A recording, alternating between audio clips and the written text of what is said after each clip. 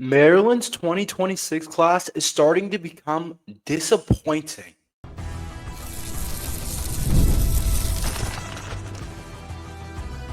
You are Locked On Terps, your daily podcast on the Maryland Terps, part of the Locked On Podcast Network. Your team every day. What's up, everyone? I'm Tre Moore, host of Locked On Terps, part of the Locked On Podcast Network, your team every day. So thank you guys for all making us part of your day. And today's episode is brought to you by FanDuel. Right now, new customers can get $200 in bonus bets when your first $5 bet wins. Maryland's 2026 class has become disappointing in a lot of different ways. So I think we all got really excited about Maryland's 2026 class to start. There was a lot of names being thrown around. There's a lot of high-level names being thrown around. And it seemed like this class, I thought, and I said, could end up actually being better than the Maryland 2025 class. And we know how good that Maryland 2025 class is. You got blue chip prospects like Malik Washington, who I think is going to be the starter for Maryland football, who has a chance to turn this program completely around, and was a four-star top player in Maryland, top 5 QB in the nation, according to 247, had all the other offers, really fat, flashy. You had other blue chip prospects like Jalen Gilchrist, four-star offensive lineman, or we got Zymer Smith to flip from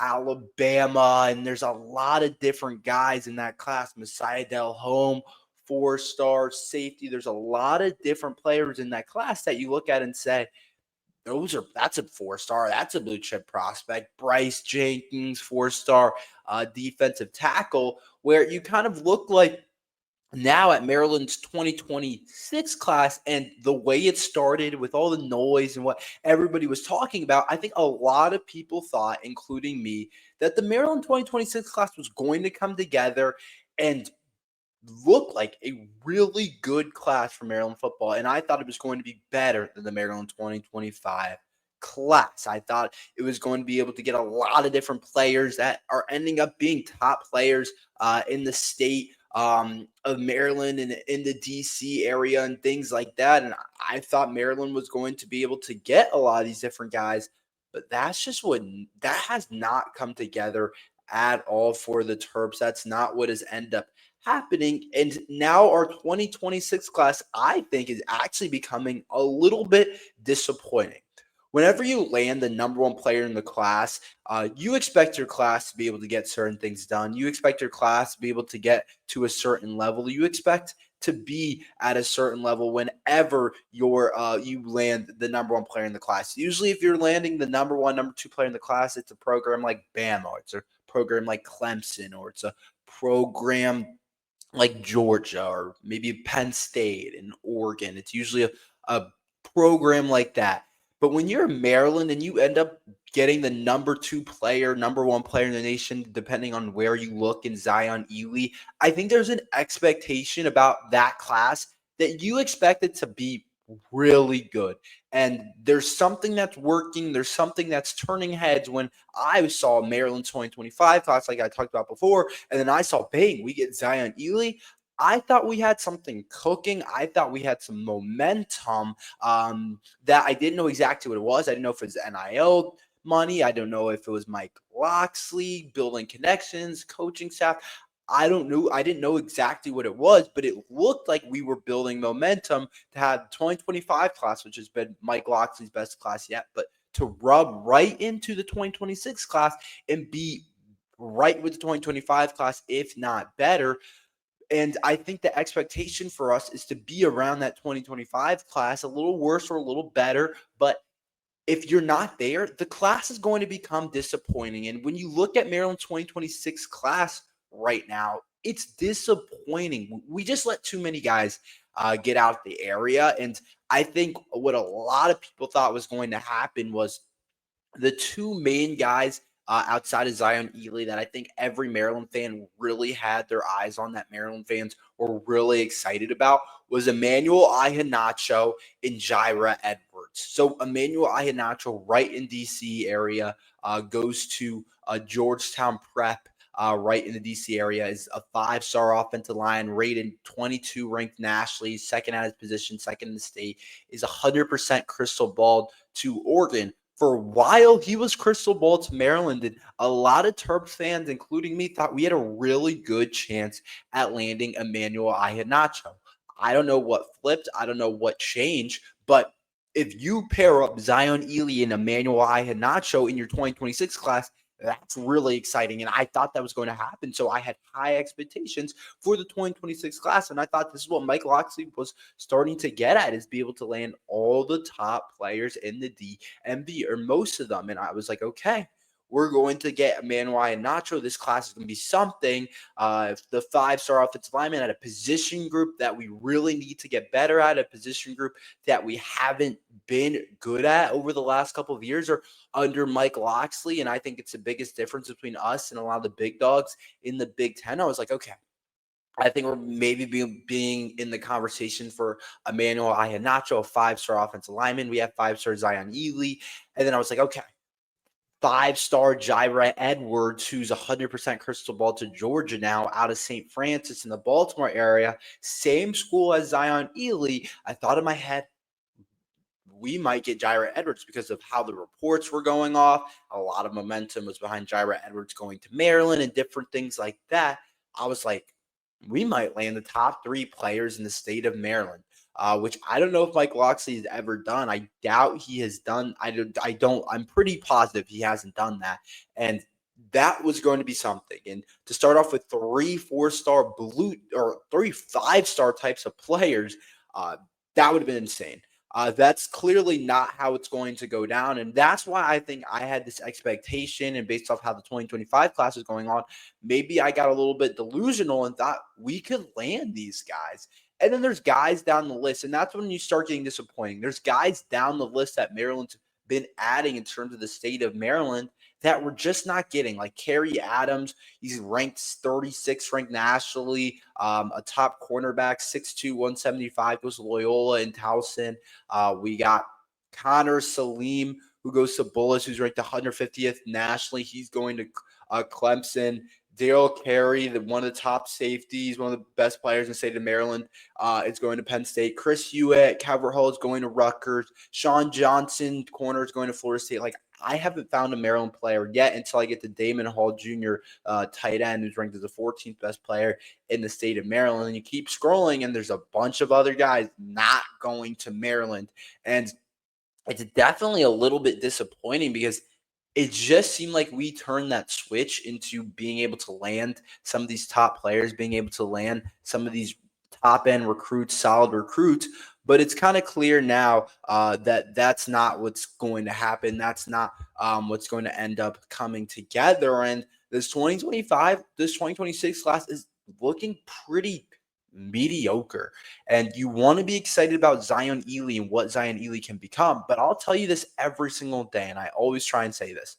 One player isn't going to change a football class. It's just not, especially not if it's a quarterback. Like, it's just not going to change that much. Like, there's only a certain amount that one player can do on the football field. Football's about that's what I like about football. It's about being able to recruit at a high level year in and year out. And that's why programs like Georgia and Alabama and Penn State are always really good. Ohio State, Clemson, all those programs, because every single year they're getting top 4-star prospects. They're getting maybe 1 or 2 of the 5 stars, and they're just filling it out with solid 4 stars all throughout the roster. And Maryland had a chance to do that. And I was just looking at the state of Maryland, but we're not really competing for a lot of the top guys. So right now we're ranked 56. Our 2026 class is ranked 56, and there's still time to go. I don't want to act like this is the end-all, be-all, but if the things ended today, if we were ranked near the 50th in terms of recruiting classes at the end of it, I would say, I don't know about Mike Locksley. I don't like where we're at. I don't think that's a good class, in my opinion. That's not moving the needle for a team. We're not going to miraculously be good with the 56th ranked recruiting class. I think when we landed the 25th last year, I was like, okay, starting to sneak up on people. We're recruiting well. And that's what a lot of the Big Ten anonymous reports said about Mike Locksley, is that he recruits well, but the development isn't the best. But if he's not recruiting well, then it's like, I don't know what we're here for. So I think that he has to get this up because I just think that there's a momentum. There's a momentum that happened with that 2025 class that you really want to continue. You want to stack good classes together. And if you don't, you're just not going to be as good. And so it's just disappointing when you just look at the state of Maryland and it's like there's a lot of guys that are getting out of the state of Maryland. And then we go over to DC. There's not as many high level prospects. We have Carter Meadows, 4-star edge. That's really the only high level guy. We've landed the number 3 player in Virginia and Zahir Cobb. But last year, remember, guys, Virginia was huge for us. Messiah Del Home, Jalen Gilchrist, and others came from Virginia. Like that was a huge state for us. And we're not doing a ton in the state of Virginia either. It's not like a ton of really good players that we're going to be after. And there's some good guys. There's 2 5-stars in the state of Virginia. There's a bunch of 4-stars. And there's just other schools dipping in, whether it's Rutgers all of a sudden and Penn State and Clemson and Syracuse. People are dipping in. And Maryland hasn't really landed anybody that when I scroll through it in the state of Virginia. So I think it's a little bit disappointing how this 2026 class is starting out. I think or how it's shaping up in the middle ground. I think I expected it to be a little bit or more high end and have a lot more of a chance to be able to come together, but it's just not how it's working out. And it's pretty disappointing for the Terps. And I hope we can turn it around, but you can't sign the 50th ranked recruiting class and expect to be decent. It's just not how it works in college football. So we'll see exactly. Who are my top 3 playmakers this year on the offensive side of the ball for the Terps? We'll talk about that next. The NBA playoffs are in full swing, and every night delivers highlight-worthy performances, major momentum shifts, and can't-miss moments. Whether it's a game-winning shot or a breakout player, there's never been time to get in on the action. FanDuel makes it easy to stay in the game before tip-off and live with player props, performance trends, and same-game parlays. Fans have more ways than ever to play it smart and win big. There's so many different things you can bet on FanDuel. You can do the NBA playoffs. The Pacers and the OKC series is going on right now. You can bet on that on FanDuel. You can do more than or less than on so many different player props. So that's Tyrese Halliburton over assists or SGA over in points or the NHL Cup. If you want to bet the Oilers to win, you can do that on FanDuel. There's so many different opportunities to do so many different things on FanDuel. If you're new to FanDuel, it's a perfect time to sign up. Head to FanDuel.com and place your first $5 bet. If it wins, you'll get $200 in bonus bets. Make every moment more with FanDuel, the official sports betting partner of the NBA.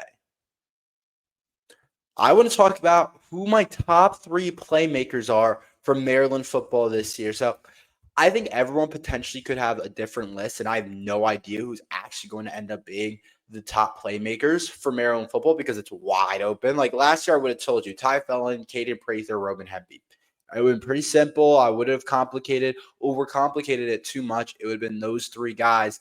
I would have been like, yeah, those are going to be the guys that are the most impactful playmakers for Maryland football. But we got a new year, almost a revamped receiving room with guys that have to step up, transfers coming in, and then we have a new running back room. No Roman Hemby for the first time in a while. Just a new feel to the team, new tight ends, and tight ends can be in this list. So I want to give my top 3 playmakers heading into the year to me for Maryland football. So I want to start at number 3.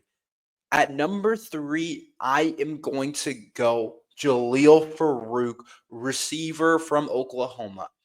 Jaleel Farouk, I think if he comes back from his injury, 90% of what he was at Oklahoma, maybe that's high, 80% of what he was at that season at Oklahoma, and by the end of the season, he's like 95% of who he was. That's one of our top playmakers. I don't know if people realize how good of a season Jaleel Farouk had at Oklahoma 2 years ago before he sustained his injury. This cat was top end, really good player for Oklahoma. what he did a couple years ago before in 2023 and honestly in 2022, two really good seasons. 2023, 45 receptions for nearly 700 yards, 2 touchdowns. Like that's big boy ball. And then they also gave him I didn't realize this actually until looking at this today. They gave him carries as well, 17 carries for 95 yards. Same thing in 2022, 37 receptions, 466 yards, and he also got the carries, 15 carries, 140 yards. Like, if this kid comes back from his injury somewhat healthy, he's a top 3 playmaker for Maryland football, and he arguably could be the best one. I think I put him at 3 and not 1 or 2 because I'm a little bit concerned about the injury, and I'm a little bit concerned about how he comes back from the injury. But to me, this kid, I think, it could be a really good player. It could go 2 ways, but I'm going to bank on the better side of things. He could come back slow from his injury and not look the same, or he could come back and be violent. And he's had a lot of time to rehab, so I do think he's going to come back and be pretty freaking good for Maryland football. But we'll see what ends up happening. You just don't know until some of it actually ends up happening. But I do really like the idea of Jaleel Farouk, and I think he's going to be a top 3 playmaker. We can hand it off to him. We can throw it to him. He can be a veteran in that receiving room, and he's learned a lot, I bet, from being at Oklahoma in that program. Like, that's a solid place to come from. So I do think that he's going to be a top 3 playmaker on this team, and I think I'm excited to see what he can do. Heading to number 2, I went back and forth, but I'm going to stick to my gut here. Octavian Smith. Octavian Smith, I think, right now, if I had to be like, yeah, that's your probably your most explosive receiving threat, probably maybe the most explosive guy on the offense besides the guy I'm going to name first, I think I would go Octavian Smith. He hasn't been able to show it yet because it seems like every single year it's Ty Felton's, Caden Prather, and then it's Octavian Smith. It's all these different other bodies, Felton, Prather, Deshaun Jones, and then it's Octavian Smith, and he hasn't been able to show it yet. But we know he's got some gas in him. We know he's got some athleticism. We know he has some burst that a lot of people on the Maryland team just don't have. And a lot of people in the Big Ten just don't have. And he's the guy that I'm going to be looking at to go off this year. I think the reason I put him above Jaleel is because he's not coming off an injury, and he's also been used to the Maryland system. But Octavian Smith has a chance to put up 700 yards this year, and he's going to be a deep threat from Malik or Justin, who's ever starting. You can also take a short screen or a drag route all the way to the house. He can separate. He can run out the slot and do different things from there. I don't know how good he's going to be from the outside. He's just explosive, man. He's not the biggest guy ever, but I think in terms of raw speed, he's probably one of our fastest guys out there. The way he runs, the way he moves, and this is the year for Octavian Smith. And we saw it last year in doses at time where it was like, oh yeah, like that's an Octavian Smith game. Oh yeah, he just did that. Oh yeah, he did this.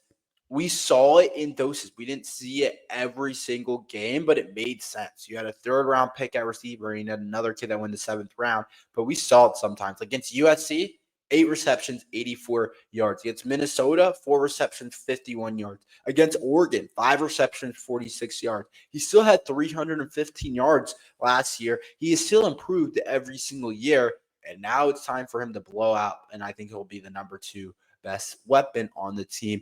Number 3, I think it's Nolan Ray, number 1 now, Nolan Ray. I'm expecting a jump from Nolan Ray. He was the most productive running back last year when you look at the stats, more productive than Roman Hemby.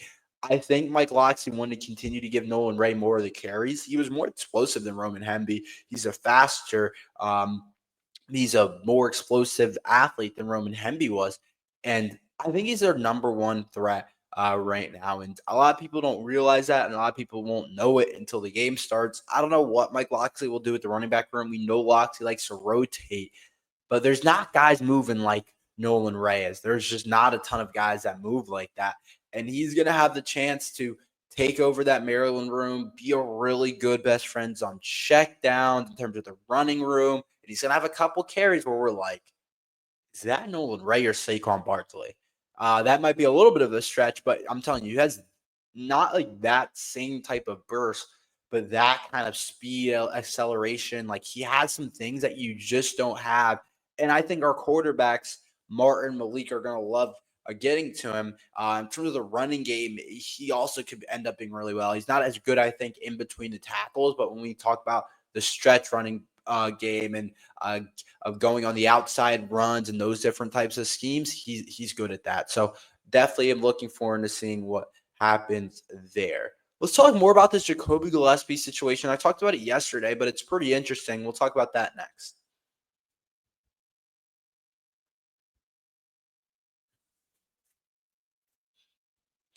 So I hope this Jacoby Gillespie situation has some something we're missing, because it's a little bit disappointing as a Maryland guy that Jacoby Gillespie has to take us to court for NIL contracts. And I think that is definitely something that you don't want to happen.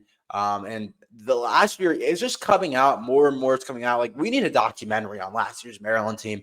I don't know, with all these, it feels like a lot of outside distractions, like Kevin Willard in the Villanova job, Derek Queen going to the NBA, coming in as a star, the NIL stuff, all the new players and all the new transfers.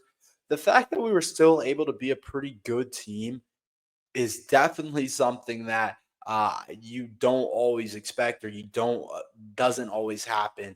But it did end up happening for the Terps. But here's kind of how I look at the Gillespie thing is 100,000 Maryland owes him that he's taking him to court. I keep saying this, and now it's like a main story. Yesterday, there's like a couple stories on it. Now I'm like, I look up Maryland basketball, like that's the main thing. I just think like whatever happens, like I don't know if we exactly owe him this money or whatever, but we got to be able to pay it if we do. I don't know what the deal is. There's a couple different things. Ehrman said former Maryland NIL director Harry Geller pushed back against Jacoby Gillespie's unpaid NIL claims. Why he is pursuing this is beyond me. So I don't know. There's definitely a lot of mess going on with it. But here's my thing about it. You don't want recruits, basketball, whatever the case is, you don't want those guys to be able to be like, oh, Maryland doesn't play. Oh, Maryland doesn't give you this. Oh, Maryland doesn't do that. You don't want that to happen, because that's how you quickly end up in a spot in recruiting. In Maryland, maybe this is part of the football thing, is the NIL stuff. Well, I know it's part of it. You end up in a spot you just don't want to be, because guys aren't going to want to go to your school. Guys aren't going to want to come play for you. So more tweets. It says, Geller adds, it has not been explained to me why one was omitted. Gillespie deal was for $600K, leaving an unpaid balance of $100K, according to Ehrman. His father and lawyer sold me Blueprint offered 1/4 of that to settle, so about $25K. So I don't know exactly what the deal is. It does sound really interesting and different things like that. I hope Gillespie gets his money. I don't know enough to talk too much about it, to be completely honest, but it is really interesting that Gillespie's going through with this and some different things like that. And it's a really interesting subject. But I just think that Maryland's got to be careful. Like, I don't know whose side to be on. Like, I have no idea the story, and I don't know who's on the right side of it. I hope we're not cheap and not trying to pay guys, but I also hope Gillespie's not lying about it. Like, I don't know. So we'll see. But my thing is, you got to get this figured out, because you don't want this thing lingering around too much, because guys just aren't going to want to come here. It's a big part. Like, that's life-changing money for some people, for a lot of people, and for a lot of athletes, like $600,000 or $100,000 just to make for playing basketball for a year, not working a job, not working hours, not doing much, and to make that much money, like, that's not easy to do. So we'll see. I just think you got to figure it out. That's all we have for today. Thank you guys for listening to Locked on Terps. Make sure you guys like and subscribe. We're here every day talking Maryland football and basketball. So thank you guys for listening to Locked on Terps.